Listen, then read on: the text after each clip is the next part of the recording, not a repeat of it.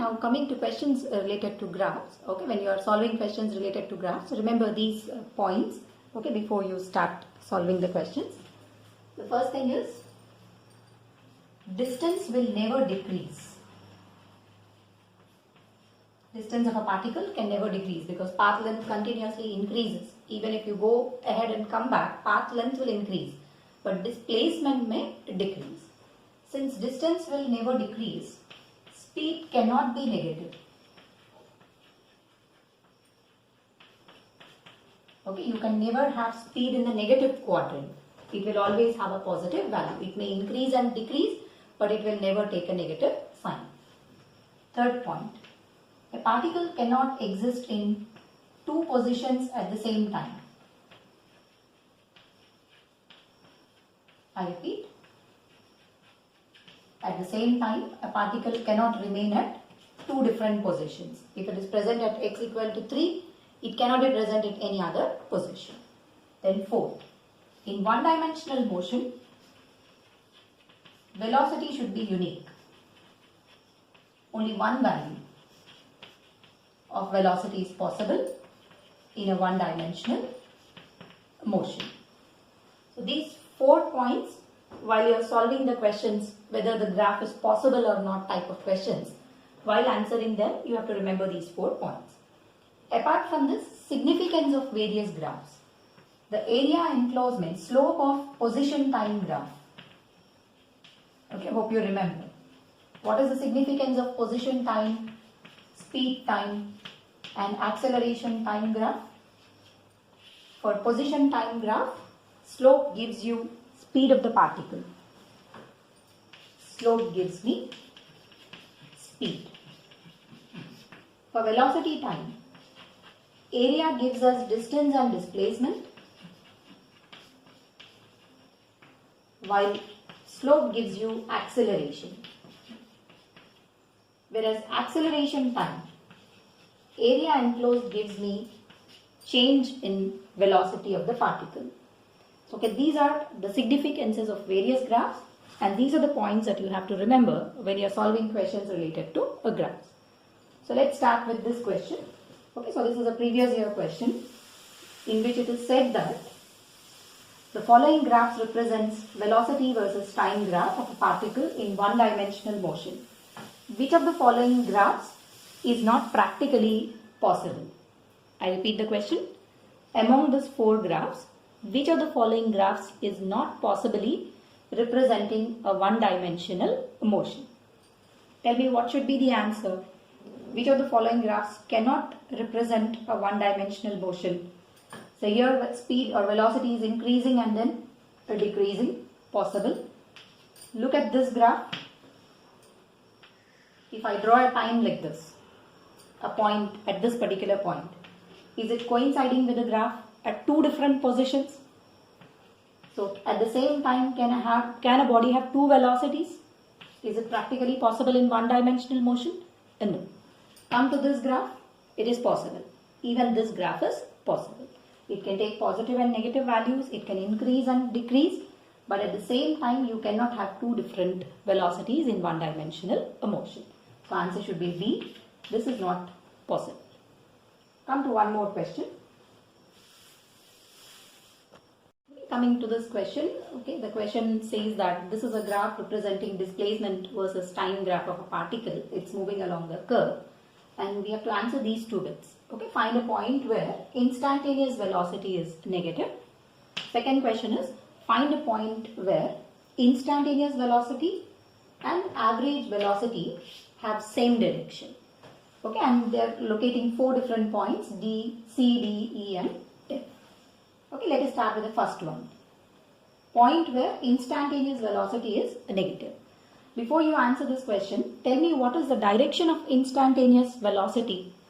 We know tangent at that particular point gives the direction of instantaneous velocity.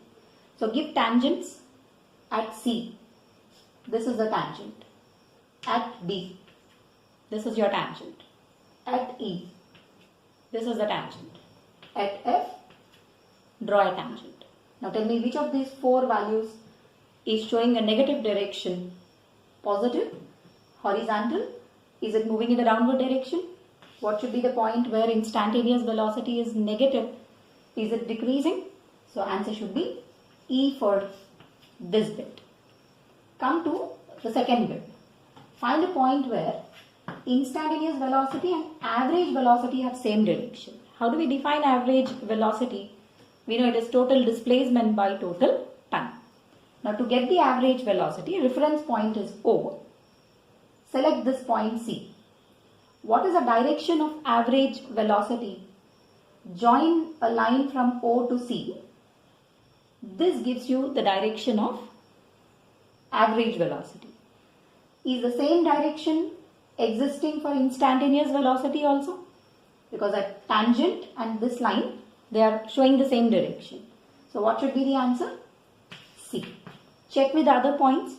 What is the direction of instantaneous average velocity at C? Join a line from O to D. This is the direction of average velocity. This is the direction of instantaneous velocity. At E, join a line from O to E.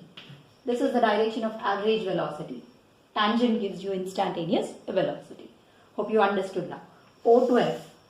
This is the direction of average velocity. Tangent gives the direction of instantaneous velocity. So what should be the answer for B bit? The point is C. So like this, even based on directions, you may get some questions. So apart from this, we generally have those regular model of the questions, okay, which I am not going to discuss, okay, to reduce the time. Okay, if displacement versus, if velocity versus time graph is given. Okay, so this is your graph representing velocity versus time.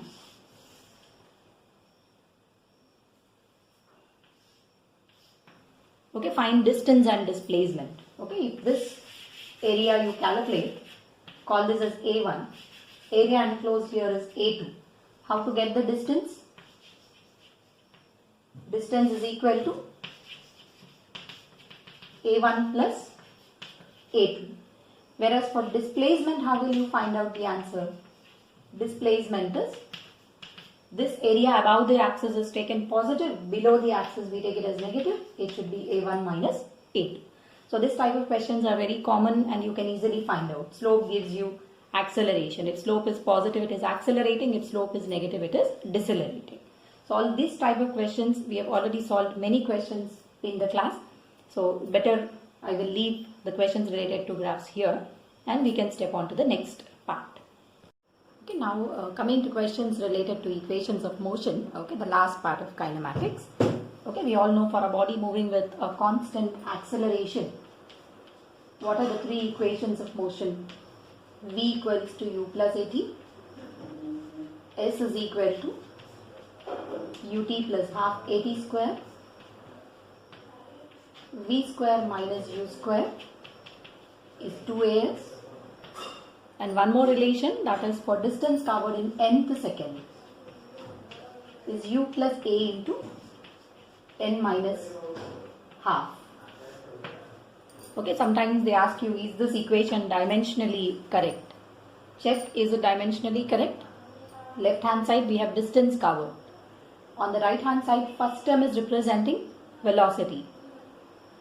You tell me the answer, will it be dimensionally correct? Don't confuse, it is dimensionally correct.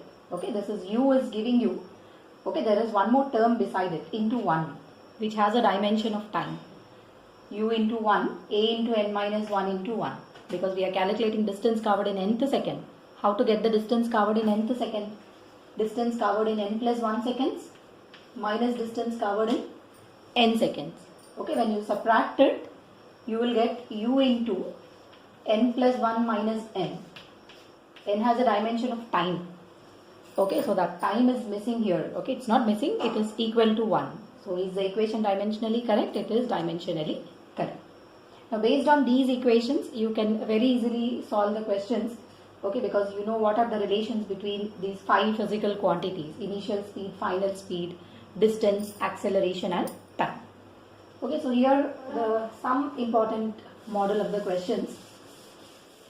Like they may ask you, if a body covers a distance s1 in first 10 seconds, moving with uniform acceleration. S2 in next 10 seconds. What is S1 by S2? Okay, next 10 seconds directly we cannot determine. Okay, starting from rest. Assume that this is a given data. So what is the distance covered in first 10 seconds if it is moving with uniform acceleration? S1 I can write it as half into A into 10 square. Then how to get the distance covered in next 10 seconds? Calculate the distance covered in 20 seconds minus distance covered in 10 seconds.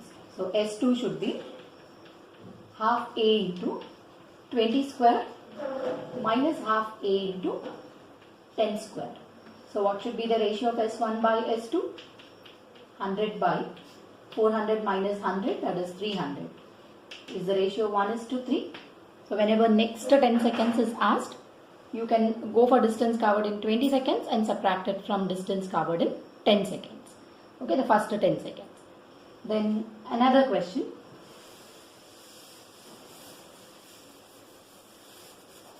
Related to equations of motion. Okay, a train is passing through a pole. Okay, it enters the pole. Okay, train is moving with uniform acceleration. Okay, when it is entering the pole, the starting point of the train has a speed u and it leaves the pole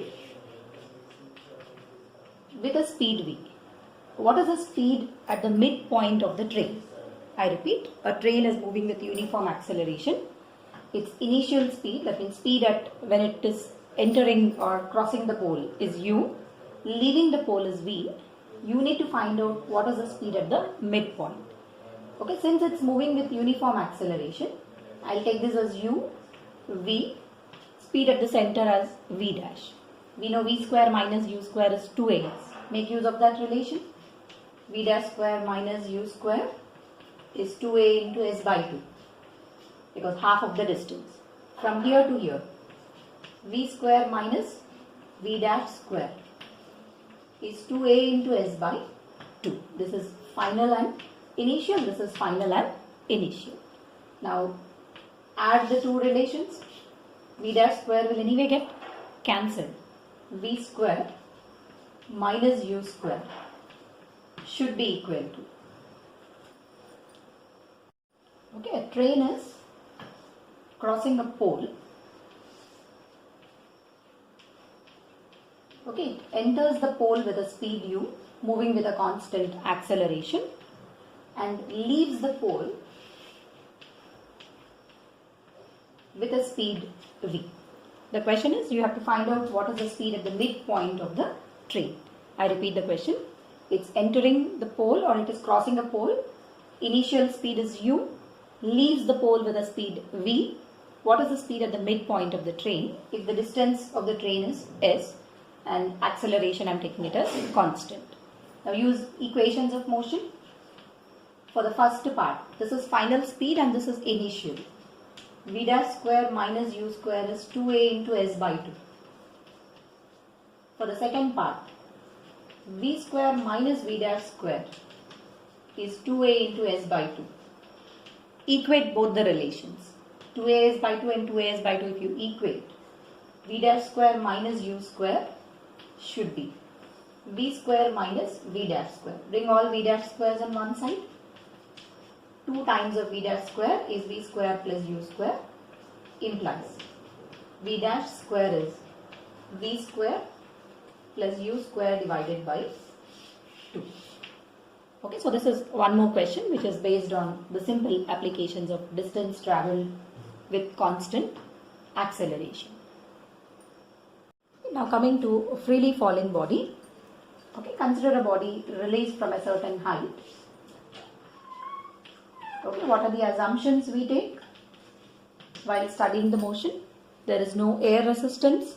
Air resistance is considered to be 0, and throughout the motion acceleration remains constant. Okay, 9.8 meter per second square. We are close to the surface of Earth.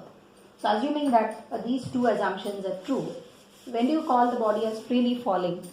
Its initial speed must be 0. acceleration is equal to acceleration due to gravity, in such a case, how will the equations of motion modify? First equation, v is equal to u plus at. Okay, if I call this point as some point v dash, velocity, this distance as s dash, then velocity after it has covered a distance s dash, you can write it as v dash is equal to, u is anyway 0, g into t, velocity in terms of time. Second equation of motion, v square minus u square is 2a into s dash. Third equation, distance travelled, s dash is equal to ut plus half into g into t square. Okay, so all these values are calculated at this particular point. Now from the first equation, see how is velocity changing with time? As time is increasing, speed is also increasing. So what should be the nature of graph between velocity and time? V versus t graph for a freely falling body. It started from 0 and it is linearly increasing with time. How is v square related to distance? V square is equal to 2a into s dash. So predict the nature of v versus s graph. See, when s is 0, v is 0.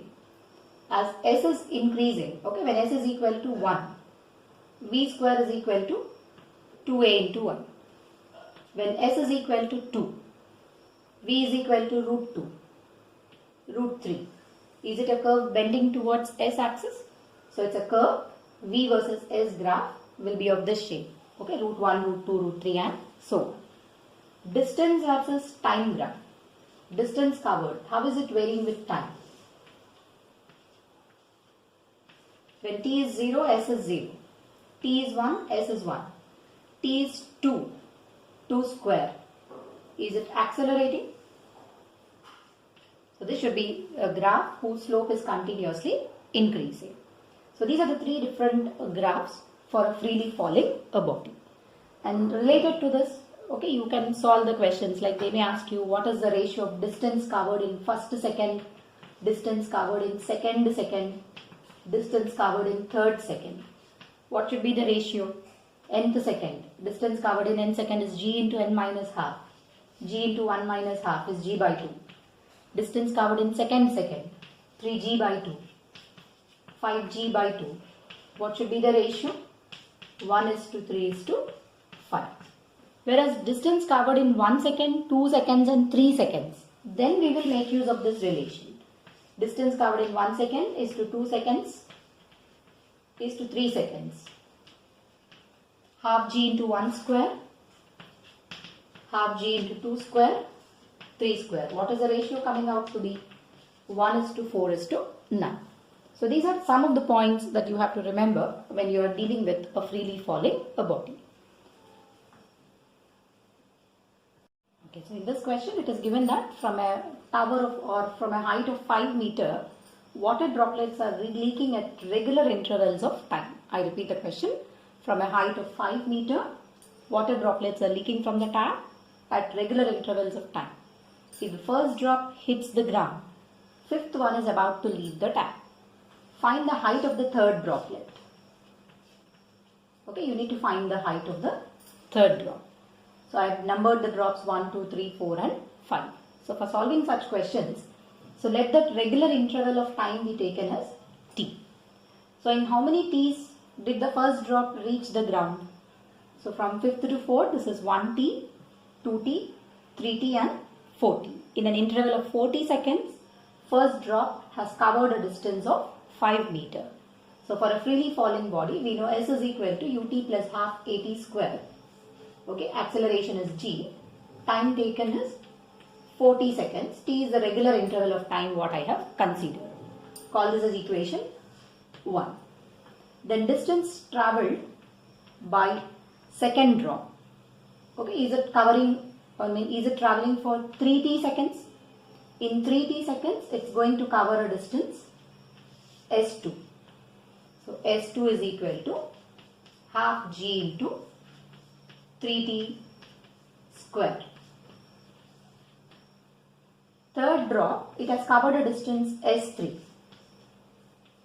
time interval is t plus t, 2t seconds.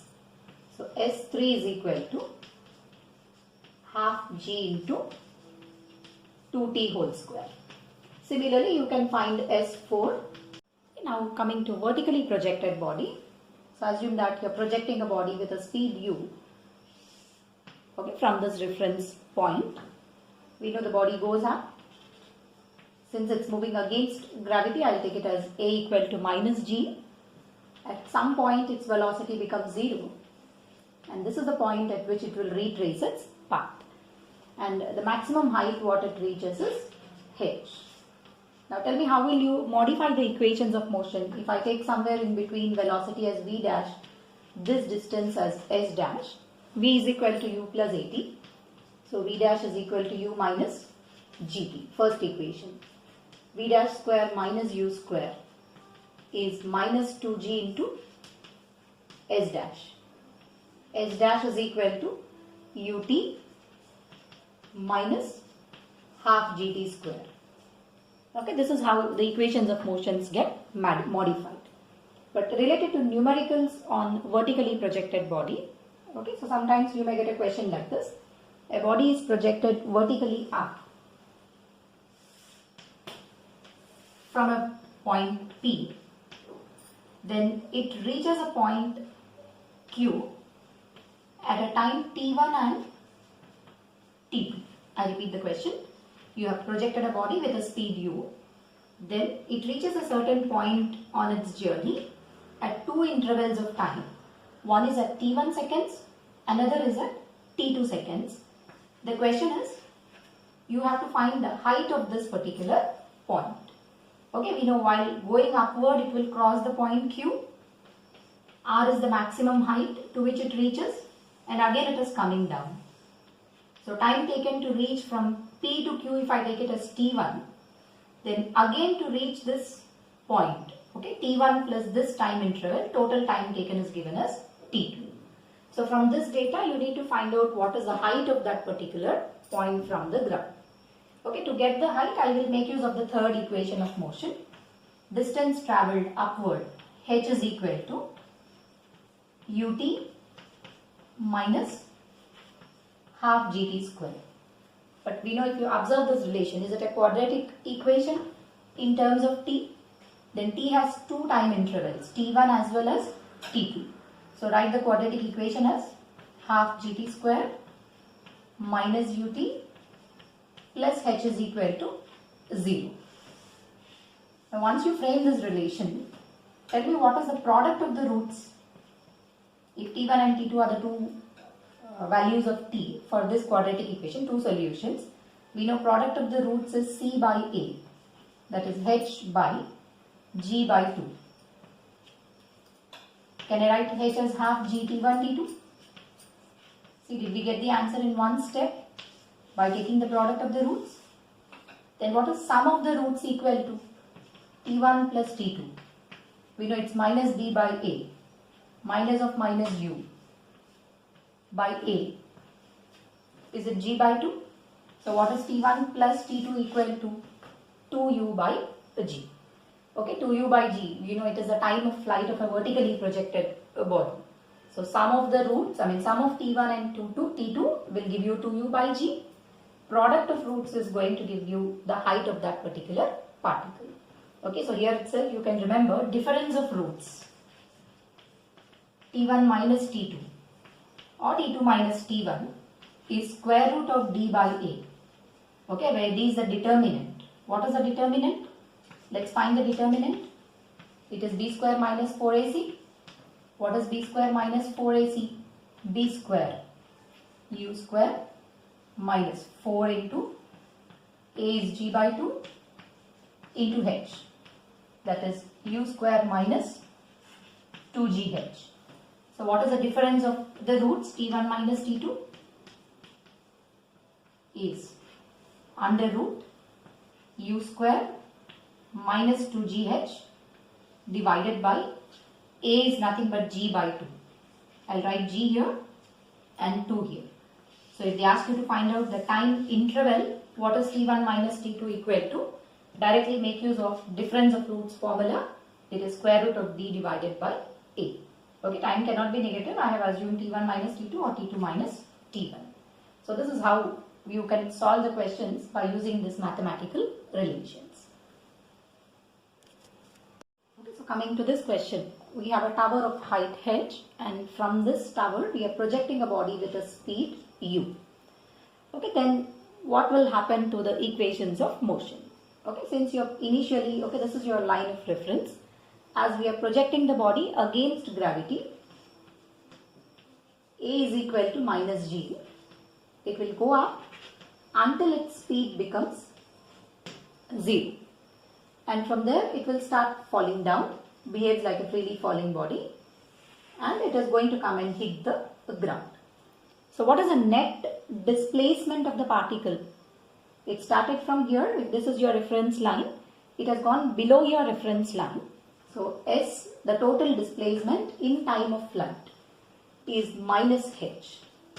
So if I use the equation S is equal to ut plus half at square, displacement is negative, u into time taken as time of flight minus half into g into t square.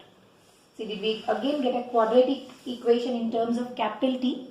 And when you solve this quadratic equation by putting the given values, you will get two values of capital T, one positive and one negative. As time cannot be negative, when you solve this equation, you can find out what is the time of flight. And if regarding velocity, if you want to find velocity after traveling a certain distance, v dash square minus u square is 2 into minus g into s. Then distance covered at any instant of time, s is equal to displacement of distance from the reference point, ut plus half ad square, ut minus half into g into t square. As time increases, if s becomes negative, the particle has come below the reference line. If s is positive, it is still traveling above the reference line.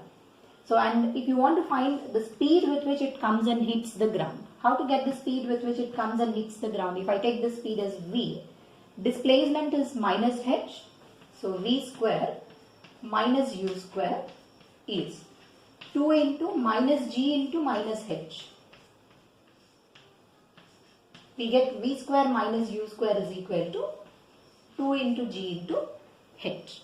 So our v, the velocity with which it comes and hits the ground, is under root u square plus 2gh. Okay, sometimes there may be a question like this. Comparison.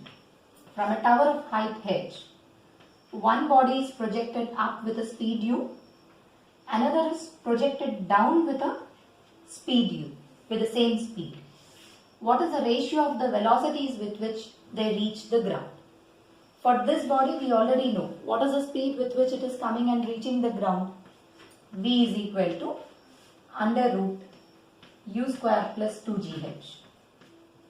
For this particle, if suppose it comes and reaches the ground with v dash, it is moving in the direction of gravity. Speed is increasing. A is equal to g. S is equal to h. Okay, we get v square minus v dash square minus u square as 2 into g into h. What is v dash square equal to? V dash is equal to under root u square plus 2gh. Are both of them coming and hitting the ground with the same speed? Okay, in the absence of resistance of air, both the particles will come and hit the ground with the same speed but not the same time. Time intervals will be different. So even one question can be like this. See, the time taken by this particle to come back to ground is t1 seconds. Time taken by this second particle which is thrown down is t2.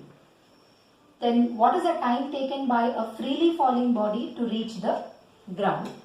Options are given t1, t2, under root first option, another option t1 plus t2 by 2, and so on. Okay, 4 options are given.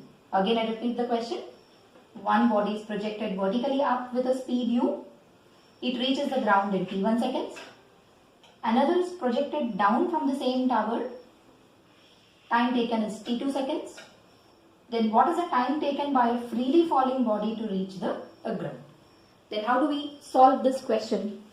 Okay, since we don't have enough time, you can remember the answer. I will tell you the method also. Okay, frame the two equations. Time taken by a vertically projected body projected from a tower of height h is ut t1 minus half g t1 square, or I can write h is equal to u into minus ut1 plus half g into t1 square. Call this as equation 1.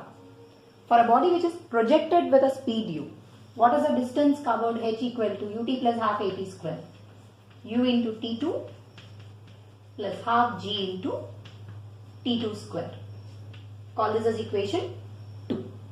Now we want the time taken by a freely falling body to come to the ground. We know the time taken by a freely falling body to reach the ground. T is equal to under root 2h by a g.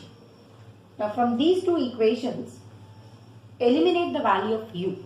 That means take u from the first equation as well as from the second equation and equate them. Okay, so if I divide with t1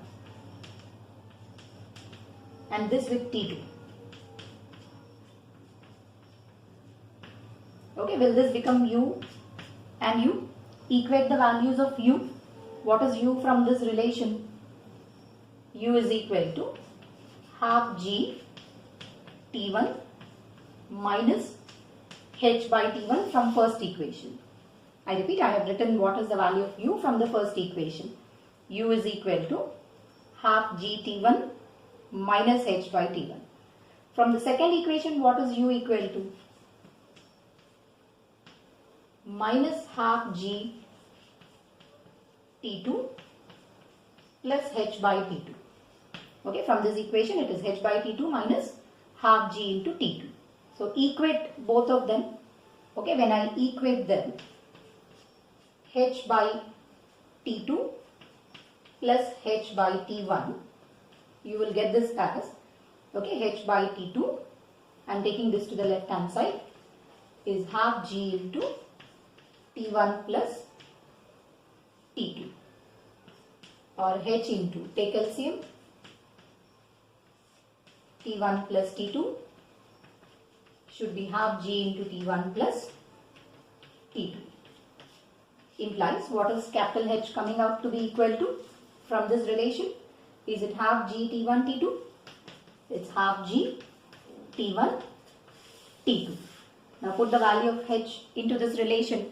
What should be the time taken by a freely falling body to reach the ground?